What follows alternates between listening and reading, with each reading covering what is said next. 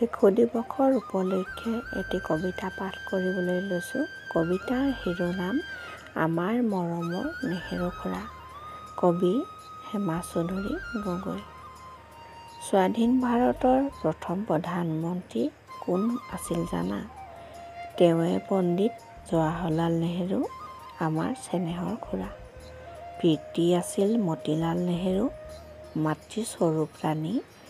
সৰুৰে পৰা পুত্ৰক দিছিল স্বদেশ প্ৰেমৰ অমিত বাণী। শিশু আছিল তেওঁৰ বাবে অতি মৰমৰ, শিশুৰ বাবে কত কাম কৰি পলুৱাইছিল ভাগৰ।